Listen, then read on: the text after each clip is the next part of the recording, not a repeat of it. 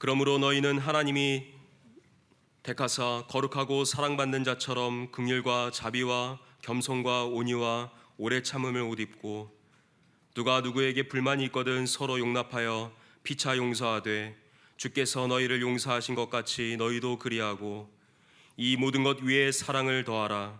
이는 온전하게 매는 띠니라. 그리스도의 평강이 너희 마음을 주장하게 하라. 너희는 평강을 위하여 한 몸으로 부르심을 받았나니 너희는 또한 감사하는 자가 되라. 그리스도의 말씀이 너희 속에 풍성히 거하여 모든 지혜로 피차 가르치며 권면하고 시와 찬송과 신령한 노래를 부르며 감사하는 마음으로 하나님을 찬양하고, 또 무엇을 하든지 말에나 일에나 다 주 예수의 이름으로 하고 그를 힘입어 하나님 아버지께 감사하라. 주는 그리스도시요 살아계신 하나님의 아들이시니이다. 아멘.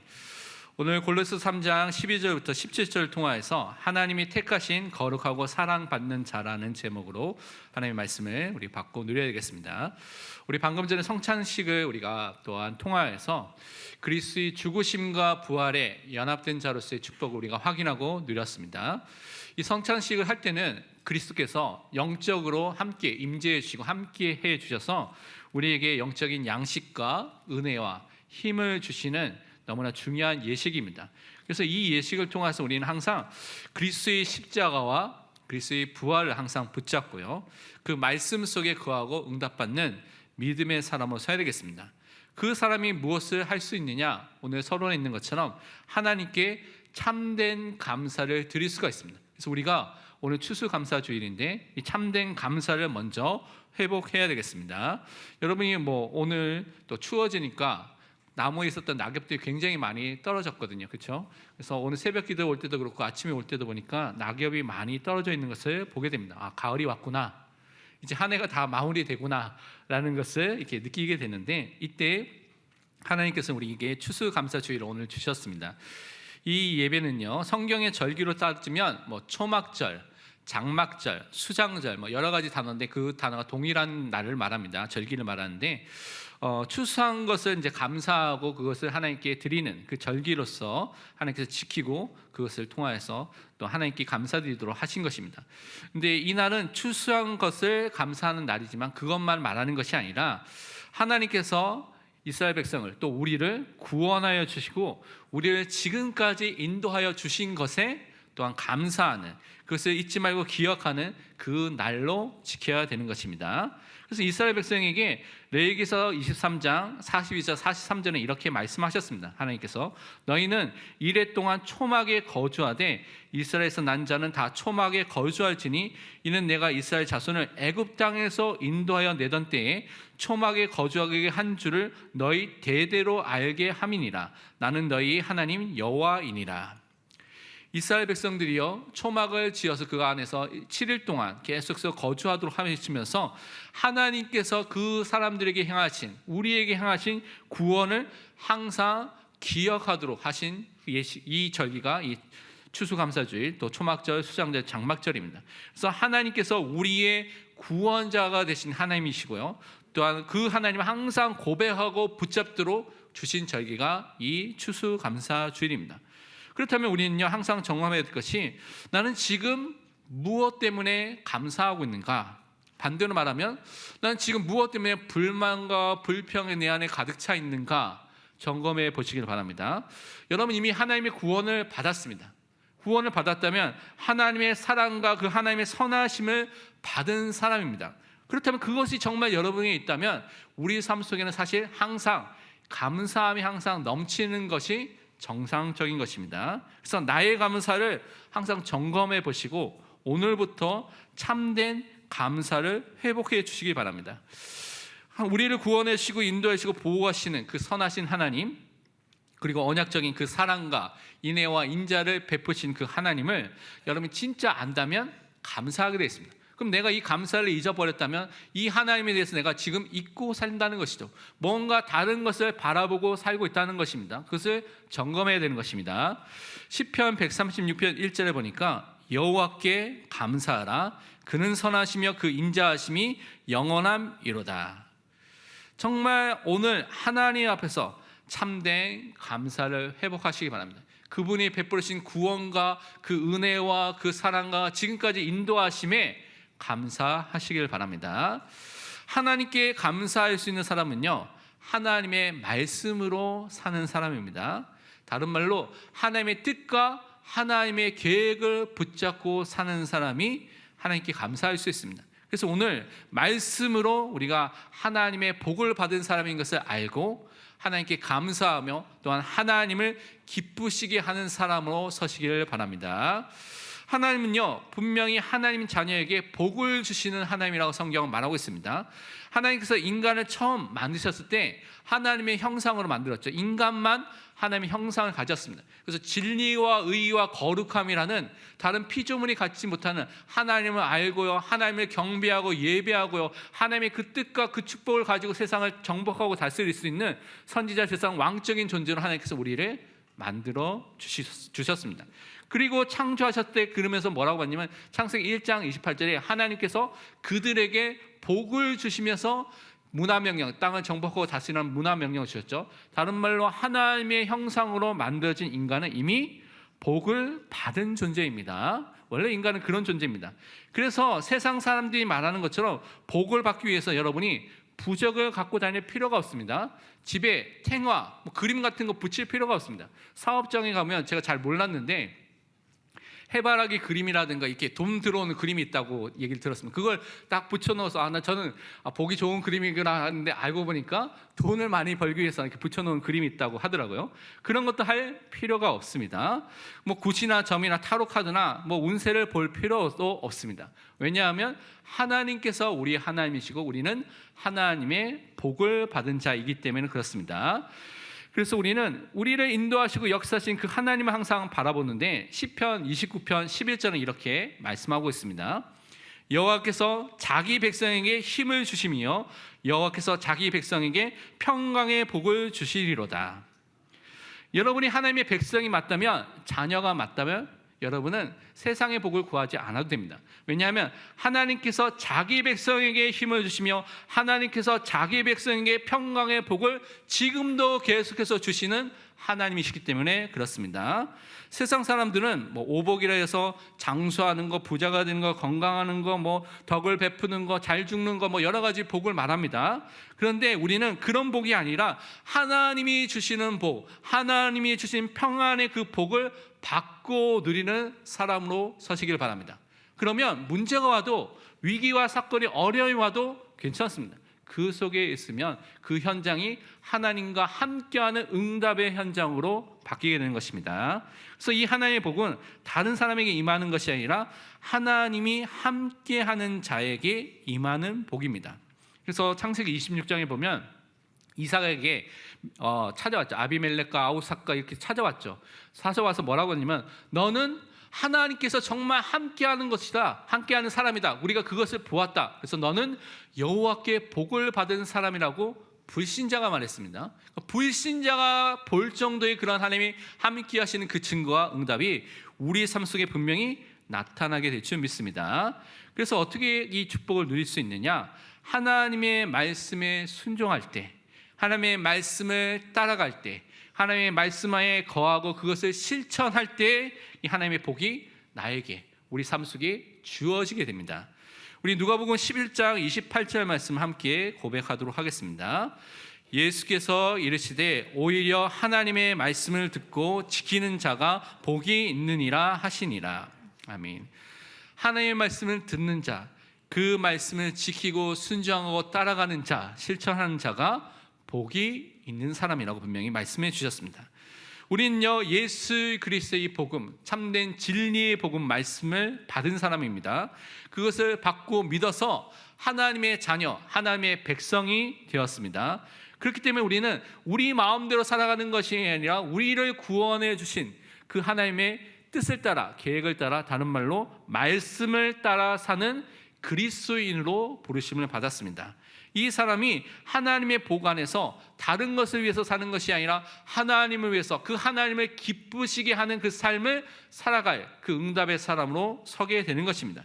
그래서 항상 말씀으로 살면 하나님을 기쁘시게 하는 삶을 살게 됩니다. 하나님의 말씀에 불순종하면 하나님을 거역하고 반역하는 삶을 살게 되는 것입니다. 성경이 그 얘기를 계속하고 있는 것이죠. 데살로니가전서 2장 4절은 그래서 이렇게 말씀하고 있습니다. 오직 하나님께 옳게 여기심을 입어 복음을 위탁받았으니 우리가 이와 같이 말함은 사람을 기쁘게 하려 함이 아니요 오직 우리 마음을 감찰하시는 하나님을 기쁘시게 하려 함이라. 여러분이 하나님의 자녀 그리스도인입니다. 그래서 여러분은 사람을 기쁘게 하기 위해서 사는 것이 아니라 여러분을 구원해 주신 여러분의 아버지가 되신 그 하나님을 기쁘시게 하는 자로 서시길 바랍니다. 그러기 위해서 하나님이 원하시는 것, 하나님이 기뻐하시는 것에 여러분이 그 하나님의 뜻에 순종하는 것이 하나님이 원하시는 것입니다. 오늘 그래서 우리는 본문을 통하여서 하나님이 택하신 사람들 그리고 거룩한 삶을 살도록 하나님의 사랑을 누리는 삶을 살도록 인도해 주신 그리스도인으로서 우리가 어떻게 살아야 될지에 대한 말씀을 확인하고 기도해야 될 줄 믿습니다. 첫 번째 우리가 붙잡아야 될 것이 무엇이냐면 하나님이 선택하시고요 하나님께서 거룩하게 하신 또 하나님의 사랑을 받도록 하신 그 그리스도인으로 하나님의 자녀로 우리를 부르시고 세우신 것에 확신하시기를 바랍니다. 오늘 골로새서 3장 12절 말씀을 우리 본문 말씀 함께 읽도록 하겠습니다. 그러므로 너희는 하나님이 택하사 거룩하고 사랑받는 자처럼 긍휼과 자비와 겸손과 온유와 오래 참음을 옷 입고. 여러분요 다른 것이 아니라 새 사람으로 여러분 부르심을 받았다고 지난 시간에 말씀드렸는데 그 새 사람으로서 은혜의 옷 그리스의 옷을 입고 사는 사람으로 부르심을 받았습니다. 하나님은 여러분을 부르셨을 때 이미 창세전에 여러분에 대한 구원의 계획을 다 세워 놓으셨습니다. 그래서 여러분은 예수 그리스도 안에서 여러분을 예정하시고 선택해 놓으셨죠. 하나님의 자녀로 이미 백성을 부르셨습니다. 그래서 그 시간표에 복음을 듣도록 불러셔서 그것을 통하여 구원을 받도록 하셨죠. 그래서 하나님의 거룩한 자녀로 이미 예정하시고 선택함을 받은 사람이 바로 여러분입니다. 예배소서 1장 4절에서 5절 보니까 이렇게 말씀하고 있죠. 곧 창세전에 그리스도 안에서 우리를 택하사 우리로 사랑하여서 그 앞에 거룩하고 흠이 없게 하시려고 그 기쁘신 뜻대로 우리를 예정하사 예수 그리스도로 말미암아 자기의 아들들이 되게 하셨으니. 우리는 하나님이 예정하시고 선택하신 자입니다. 우리는 하나님께서 구원을 주셔서 거룩하도록 만드신 그 하나님의 자녀로 부르심을 받았습니다. 또 우리는요 하나님의 사랑 안에서 날마다 성화되어서 하나님을 기쁘시게 하는 사람으로 부르심을 받은 자입니다.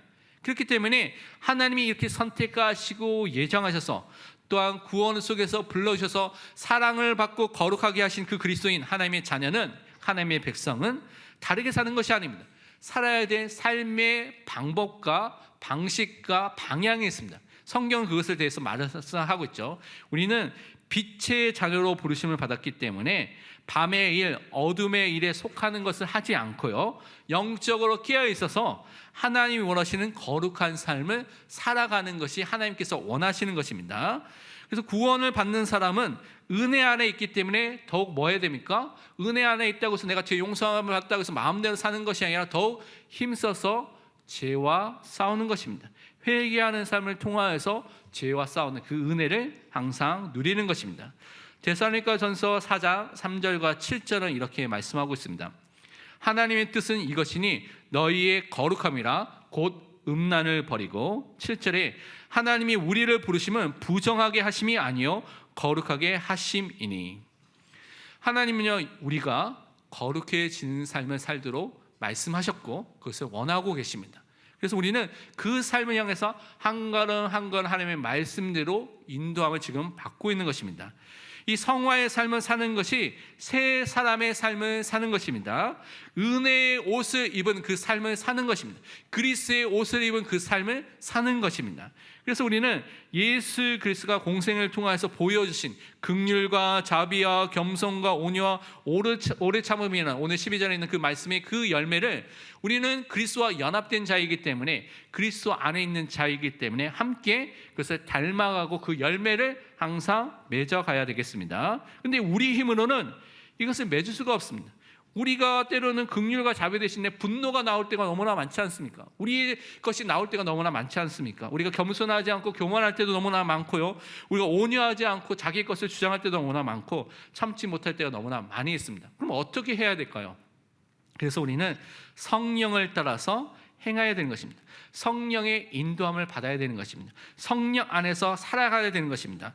그래서 성령의 역사 속에 그 인도함을 받을 때 성령의 열매를 맺는 것과 함께 이 열매가 우리 삶에 함께 맺어지게 되는 것입니다. 그러면서 우리는요, 하나님의 선택하시고 거룩한 사랑받는 자녀로서 그리스도의 용서를 받은 사람으로 서로 용서하는 삶을 또한 살아야 되겠습니다. 오늘 골로새서 3장 13절 말씀을 함께 읽도록 하겠습니다. 누가 누구에게 불만이 있거든 서로 용납하여 피차 용서하되 주께서 너희를 용서하신 것 같이 너희도 그리하고. 그리스도와 연합된 새 사람의 삶은 다른 것이 아니라 용서함을 받는 것을 또한 누리고 그 용서의 삶을 사는 것입니다. 그리스도인들은 그리스도의 보혈을 통하여서 이미 용서함을 받았습니다. 영원한 속죄를 받았다고 성경은 말하고 있죠. 죄 사함을 받게 된 것입니다. 이 죄 사함이라는 것은 우리에게는 죄책, 죄에서는 두 가지가 있는데 죄책과 오염부패라는 두 가지 요소가 있는데요. 죄책이라는 정죄받고 형벌받고 심판받아서 지옥으로 가게 될 이 모든 것들이 예수 그리스도를 믿을 때 다 제거됐습니다. 다 없어지게 된 것이죠. 그리고 우리 안에 있는 이 도덕적 요소인 오염과 부패가 있는데 전적 타락의 존재였는데 예수 그리스도를 믿을 때 이 부분이 많이 씻겨져 내렸습니다. 그리고 조금 남아있는 죄성이 우리 안에 아직도 남아있기 때문에 날마다 회개하면서 성화의 삶을 통해서 점진 성화를 통해서 하나님의 은혜 속에 거하는 그것을 우리에게 허락해 주셨습니다. 그래서 우리는 인간과 세상의 방법으로 해결받을 수 없는 이 죄의 문제, 원죄와 자범죄의 문제를 용서함을 받았죠. 그렇기 때문에 다른 사람을 용납해야 되는 것입니다. 그런데 잘 안 되죠. 불만과 불평이 있는 사람들 많고 우리가 불만과 불평을 가질 때가 많기 때문에 그것이 갈등이 일어나서 막 싸움이 되고 다툼이 일어날 때가 많이 있는 것을 보게 됩니다. 근데 오늘 그 사람들을 용납하라고 했죠. 왜냐하면 너가 그리스도를 통해서 용서함을 받은 자이기 때문에 용서하라고 말하고 있습니다. 그래서 관용을 베푸고 용서하는 삶을 살아가도록 말씀하고 있습니다.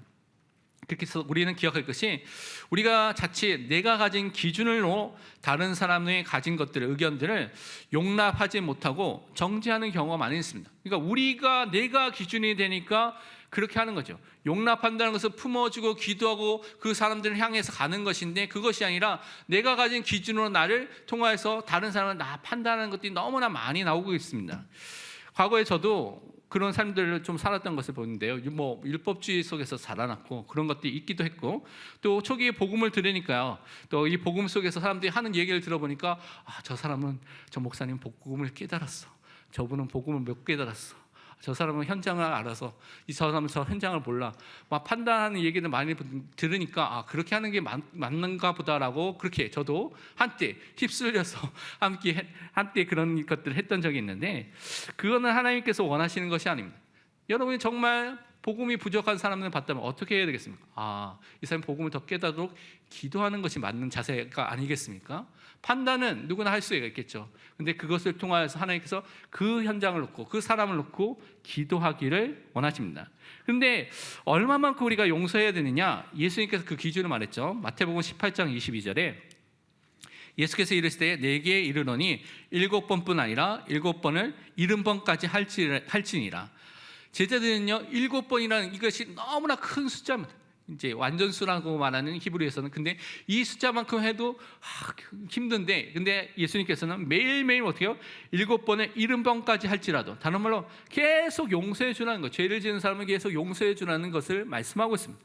그러면 모든 것을 용서하고 모든 것을 덮어가라고 성경은 말하고 있습니까? 여기서 주의할 것이 있죠. 여기서 많은 사람은 그냥 죄를 지으면 다 용서하겠구나, 그냥 다 용서하는 것을 생각해서 다 용서하는 것이 맞다고 생각할 수가 있는데 성경을 읽어보면 그렇지 않습니다. 우리가 지난 시간에 배웠던 것처럼 잘못된 가르침이 있으면 그 사람의 교훈과 가르침과 명령은 따라가지 말고 그것은 용납하거나 용서하는 것이 안 됩니다. 속지 말고 따라가지 않는 것이 맞는 것입니다. 그러니까 여러분이 기준이 있죠. 성경이라는 기준이 있기 때문에 그것을 가지고 하는 것입니다. 그리고 성경은 분명히 예수님께서 말씀하기를 그냥 다 용서하는 것이 아니라 회개하는 사람을 용서하라고 말씀해 주셨습니다. 누가복음 17장 3절에 이렇게 말하고 있습니다. 너희는 스스로 조심하라. 만일 내 형제가 죄를 범하거든 경고하고 회개하거든 용서하라. 예수님은 사랑의 하나님이신데 왜 다 용서하지 않고 회개하면 용서하라고 하셨을까요? 이유가 있겠죠. 많은 이유가 있지만 그 중에 하나가 뭐냐면 죄를 깨닫지 못하고 회개도 하지 않는데 용서를 하면요 문제가 생깁니다. 어떤 문제가 생길까요? 사람들이 이게 죄가 뭔지, 제가 죄를 지어도 괜찮다라는 생각이 드니까 죄가 뭔지도 모르는 사람도 있고, 죄를 지어도 괜찮다는 생각이 들어가면 어떻게 됩니까? 계속해서 동일한 죄를 반복하게 되는 일이 계속해서 일어나게 됩니다. 그것이 교회사에서 있었던 역사입니다. 그리고 그 죄가 그 한 명, 그 한 사람에게만 그치는 것이 아니라 그 죄가 그 사람에게 영향을 주는 모든 공동체 안에 영향을 주게 됩니다. 그래서 그 한 사람이 아니라 그 죄가 다른 사람에게 또 다른 사람에게 또 다른 사람에게 또 다른 사람에게 죄가 누룩처럼 퍼져서 온 공동체가 그 죄에게 시달리게 되는, 그 죄를 짓게 되는 문제가 생깁니다.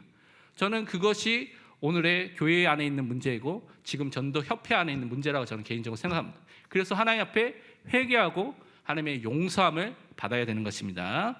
그래서 그 은혜 속에 들어갈 때 우리는 하나님께서 주신 용서로 모든 사람을 또한 용서하고 품어주는 것입니다.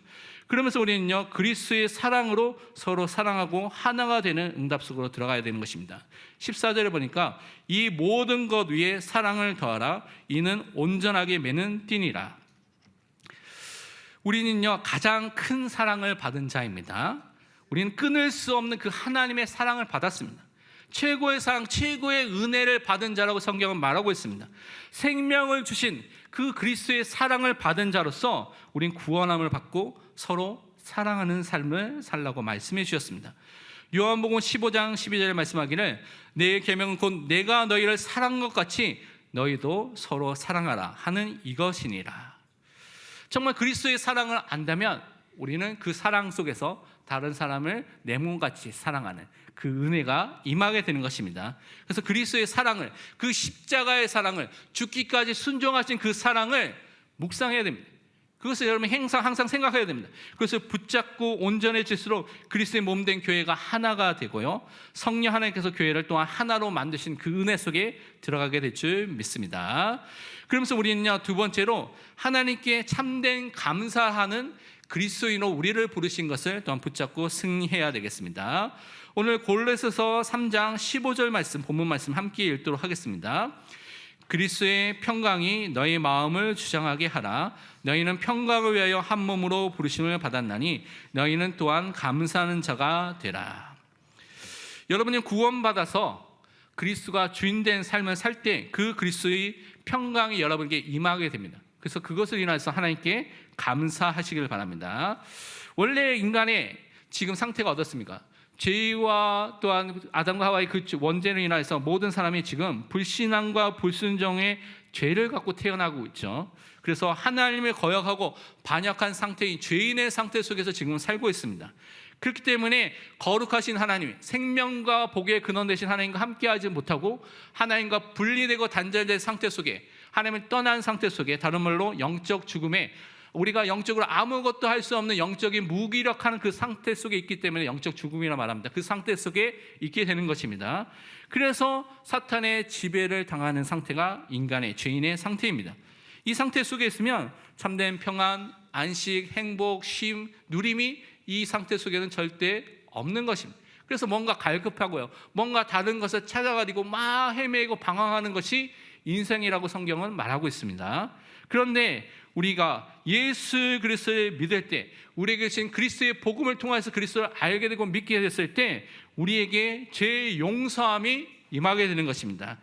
피 흘림이 없은즉 죄 사함이 없다고 분명히 말씀해 주셨습니다.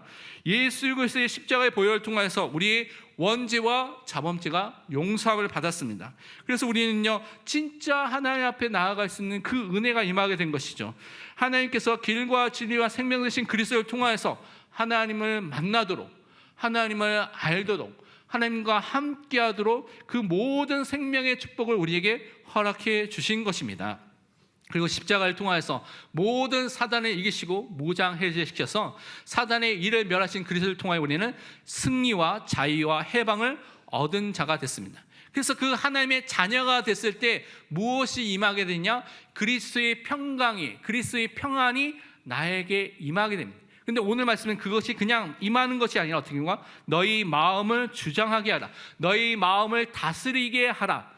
어떻게 다스립니까? 그리스도가 여러분 삶 속에 주인이 될 때 그 그리스도의 평안과 안식과 은혜와 힘과 능력이 여러분 삶 속에 주장하게 되는, 그것을 통하여 여러분을 다스리게 되는 그 은혜가 임하게 될 줄 믿습니다. 그래서 하나님 자녀는 다른 것이 아니라 이 은혜를, 이 평강을, 이 축복을 받은 자입니다. 그래서 날마다 그리스도가 주인 되심이 내 자신 안에, 우리 가정 안에, 우리 교회 안에 항상 있도록 기도해야 될 줄 믿습니다. 그래서 그리스도가 평강으로 다스리도록 왕으로서 주인으로서 목자가 되는, 그것을 항상 시인하고 고백하고 인정하시기를 바랍니다. 예배서 2장 16절에 말씀하기를 또 십자가로 이들을 한 몸으로 하나님과 화목하게 하려 하심이라 원수된 것을 십자가로 소멸하시고, 예수 그리스도의 십자가로만 하나가 될 수가 있습니다. 한 몸이 될 수 있고 한 교회가 될 수 있고요. 원수된 것 모든 것들이 없어지게 되고 그분의 인도함을 받게 됩니다. 항상 우리는 그리스도 중심으로, 그의 십자가 그 복음을 중심으로 항상 모이고 기도해야 될 줄 믿습니다. 그때 세상에 줄 수 없는 평안이 임하게 되죠. 이 은혜를 통하여서 그 은혜와 평안을 먼저 내가 누리고 또 교회가 한 몸이 되어서 이 은혜에서 평안 속에서 하나가 되는 그 축복을 주신 것입니다. 그렇기 때문에 항상 그리스도가 주인된 것을 항상 시인하고 인정하고 고백하고 적용하는 것이 내 삶에, 내 가정에, 우리 교회에, 우리 현장에 날마다 있기를 축원드립니다. 그래서 우리는 그리스도의 말씀에 순종하여 인도를 받으며 하나님께 찬양하고 감사하는 사람으로 서야 되겠습니다. 오늘 골로새 3장 16절 말씀 함께 읽도록 하겠습니다. 그리스도의 말씀이 너희 속에 풍성히 거하여 모든 지혜로 피차 가르치며 권면하고 시와 찬송과 신령한 노래를 부르며 감사하는 마음으로 하나님을 찬양하고. 여러분요, 진리의 말씀, 복음을 받았습니다. 다른 복음이 아니라 그리스도의 말씀을 받은 것이죠. 그래서 우리는 그리스도를 밝히고 그리스도를 증거하는, 강단에서 말하는 이 그리스도의 복음을 항상 붙잡고 항상 그 말씀 속에 거하는, 그 말씀이 우리에게 풍성히 넘치도록 있을 수 있는 그 말씀의 묵상 속으로 항상 들어가야 되겠습니다. 그러면 어떻게 이 삶이 우리에게 있을 수가 있을까요? 말씀을 받을 때 여러 가지 자세가 있는데 그 중에 중요한 자세가 먼저 간절한 마음으로 말씀을 받아야 됩니다. 이거 받아도 뭐 별로 흥미가 없고 막 이런 마음을 오면, 그 마음에 딱딱한 돌과 같은 마음이 되면 그 말씀의 씨앗이 뿌리가 내려지지 않겠죠. 그래서 간절한 마음으로, 여러분 마음으로 말씀을 받으시기 바랍니다. 그리고 받은 말씀을 여러분의 성경을 통해서 확인하시기를 바랍니다. 그것이 사도행전 17장 11절에 베레아 사람들의 특징이죠. 베레아에 있는 사람들은 데살로니가에 있는 사람들보다 더 너그러워서 간절한 마음으로 말씀을 받고 이것이 그러한가 하여, 이것이 사실인가 하여 날마다 성경을 상고함으로, 날마다 성경을 연구하고 확인하고 또 공부했다고 말하고 있습니다. 그래서 이것을 통하여서 말씀이 맞는, 성경에 맞는 그 말씀을 붙잡는 것입니다.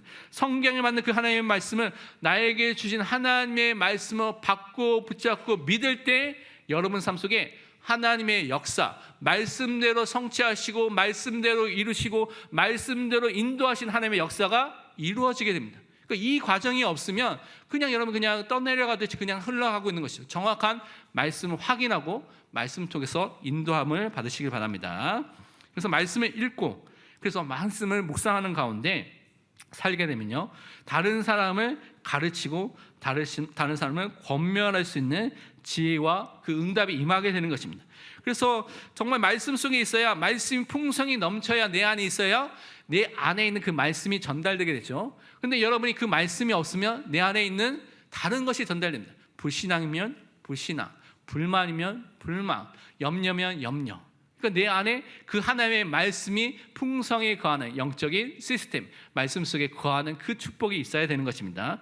그래야지만 이 축복과 이 은혜 속에 살게 되면 찬양이 회복됩니다. 여러분이 말씀 속에 풍성히 거하게 되면 여러분 입술의 고백이 달라지고요, 여러분이 하나님께 드리는 찬양, 시와 찬송과 신령한 노래, 영적인 노래로 하나님을 찬양하는 그 찬양이 회복되고 감사가 회복되게 되는 것입니다. 그러면서 우리는요, 모든 일을 그리스도 위해서 하면서 하나님께 감사하시길 바랍니다. 오늘 골로새 3장 17절 말씀을 함께 읽도록 하겠습니다. 또 무엇을 하든지 말에나 일에나 다 주 예수의 이름으로 하고 그를 힘입어 하나님 아버지께 감사하라. 아멘. 우리는 어떤 일을 하든지 하나님의 영광을 위해서 하도록 부르심을 받은 자입니다. 그래서 내가 하고 있는 이 일이 하나님의 영광을 위한 일인가 라는 부분을 항상 점검해야 되겠죠. 내가 지금 이 하고 있는 일이 하나님의 영광을 위해서 지금 내가 하고 있는가, 아니면 내가 다른 나의 목적과 이유를 갖고 하고 있는가라는 것을 점검해 보시길 바랍니다. 자신의 정력, 탐심, 이익, 성공, 자신의 이름을 내고 자신의 것을 위해서 하는 것이 아니라 그리스도의 이름으로 모든 일을 하는 것이죠. 그리스도께 순종하는 가운데 그리스도를 위해서 모든 일을 하시는 사람으로 서시기를 바랍니다. 에베소서 5장 20절에 말씀하기를 범사에 우리 주 예수 그리스도의 이름으로 항상 아버지 하나님께 감사하며 라고 말하고 있습니다. 이것은 우리가 당연히 해야 될 삶입니다. 그렇다면 이번 주 우리가 실천하고 적용해야 될 미션을 두 가지를 좀 살펴보겠습니다. 우리는요, 예수 그리스도를 성경을 통해서 믿고 알고 누리고 증거해야 되겠습니다. 누가복음 24장 27절에 엠마오로 가는 두 제자에게 예수님께서 이렇게 하셨죠. 이에 모세와 모든 선지자의 글로 시작하여 모든 성경에 쓴 바 자기에 관한 것을 자세히 설명하시니라. 예수 그리스도가 직접 뭐 했습니까? 성경을 가지고 메시아 그리스도에 대한 부분들을 설명하고 가르쳤습니다. 그렇다면 이것이 우리가 해야 되는 것이죠. 성경 중심으로 하는 것이 가장 확실하고 안전한 것입니다. 성경 중심으로 하는 것이 예수님께서 하신 방법입니다. 그래서 우리 성경을 통해서 예수님을 알고요, 배우고요, 누리고요, 증거하는 것이 하나님께서 기뻐하시는 것을 여러분 항상 기억하시길 바랍니다. 그러면서 우리는 찬송을 하나님께 영광과 감사를 돌리시길 바랍니다. 요한계시록 7장 12절에 말씀하기를 이르되 아멘, 찬송과 영광과 지혜와 감사와 존귀와 권능과 힘이 우리 하나님께 세세토록 있을지어다 아멘 하더라. 여러분 오늘부터 또 이번 한 주간 정말 찬양하는 시간 좀 가지시고요, 말씀 읽기 전에도 한 장 찬양하시고요, 그러면서 정말 하나님께 영광과 찬송과 존귀를 돌리는 감사하는 찬양하는 사람으로 서시기를 축원드립니다. 기도하겠습니다. 하나님 감사합니다. 오늘 추수감사주일과 성찬식을 통하여서 그리스도의 죽으심과 부활을 또한 기념하며 그 속에서 영적으로 임재하시는 그리스도의 축복을 누리게 하시고 또한 하나님께서 주신 참된 감사를 회복할 수 있는 은혜를 허락하여 주시면 감사드립니다. 하나님께서 우리를 선택하시고 하나님의 사랑 속에서 우리를 거룩하게 하신 하나님의 자녀답게 살 수 있는 그 은혜가 날마다 넘치도록 성령으로 역사하여 주옵소서. 살아계신 예수 그리스도의 이름으로 기도합니다. 아멘.